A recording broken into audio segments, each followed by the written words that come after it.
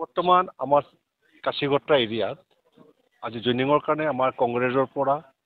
UPPL আৰু DPFৰ পৰা আহি যোগদানৰ কাৰ্যত 300 জন লোক আহি পাইছে আৰু আহিব লগা বহুত আছে আহি আছে গতিকে এতিয়ালৈকে 302 জন হাজিৰ হৈছে আৰু সেই মৰ্মে তেওঁলোকে নিজৰ ইচ্ছাকৃতভাৱে আহিছে কোনো আমি কাকো জবৰদস্তি কৰা নাই তেওঁলোকে বহুত দিন আগৰ পৰা আমাক কৈ আছিলে জইন হোৱাৰ কাৰণে আমি তেতিয়ালৈ কৈছিল ঠিক আছে আমি কাশীগত্ৰালৈকে যাম তেতিয়া কাৰোবাৰ জইন হ'ব মন থাকিলে আহিব পাৰে সেই মৰ্মে তেওঁলোকে নিজৰ মন প্ৰতিভা আশা কৰি লৈ আহি আজি ইয়াতে উপস্থিত হৈছেহি আৰু সেই কাৰণে তেওঁলোকক আজি আমি জইনিং প্ৰক্ৰিয়া কৰিম আৰু জইনিং প্ৰক্ৰিয়াত যেন তেওঁলোকৰ সুখ দুখৰ কথাবিলাক আমি শুনিম আৰু যেনেকৈ হওক যিকোনো প্ৰকাৰে হওক আগন্তুক আমি ইলেকশ্যনৰ কাৰণে আগবাঢ়িব লাগিব কি হয় কি নহয় কোনে কেণ্ডিডেট দিয়া কোনে কেনে যেনেকৈ আমি আগবাঢ়িব লাগিব যেহেতু লোকসভা নিৰ্বাচন সন্মুখত আহি আছে এতিয়ালৈকে বৰ্তমান আমাৰ BTADত আমাৰ ক্লিয়াৰিফাইড আমি কৰা নাই যদিও কৰিব কিন্তু এতিয়া আমাৰ অল ভাৰতবৰ্ষত সকলোতে আমাৰ GSPৰ পৰা কেণ্ডিডেট থাকিব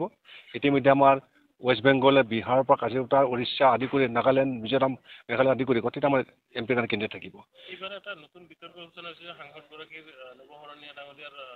কাষ্ট চাৰ্টিফিকেট কেনচেল হৈছে নিৰ্বাচন খেলিব পাৰিব এতিয়ালৈকে কোনো কাষ্ট চাৰ্টিফিকেট কেনচেল হোৱা নাই কাৰণ তেখেতৰ শৰণীয়া জনগোষ্ঠীৰ যদি কাষ্ট চাৰ্টিফিকেট যদি কেনচেল হয় তেতিয়া ভাৰতবৰ্ষত যিমানখিনি আমাৰ শৰণীয়া আছে সকলোকে তেখেতৰ চাকৰিৰ পৰা বঞ্চিত হ'ব আৰু এইটো কোনো সম্ভৱ নহয় কাৰণ আমিও জানো যে আমাৰ মধাই জনগোষ্ঠীক চাৰ্টিফিকেট বেন কৰি থৈ দিছিলে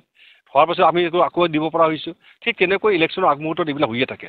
কিন্তু ইলেকশ্যন যেতিয়া যায় সেইবিলাকতো কোনো মানুহে খবৰেই নলয় কোনে শৰণীয়া কোন মদাহী কোন ৰাভা কোন জনতা কোনো খবৰ নলয় এতিয়া তেখেতৰ যিটো নেকি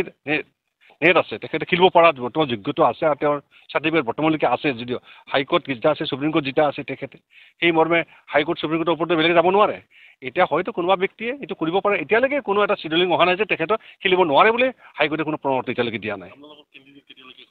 ঘোষণা এতিয়া মোটামুটি আমাৰ এই ফেব্ৰুৱাৰী মাহটো যাব লগে ফেব্ৰুৱাৰী যোৱাৰ লগে লগে কেন্দ্ৰীয় ঘোষণা হোৱাৰ সম্ভাৱনা আছে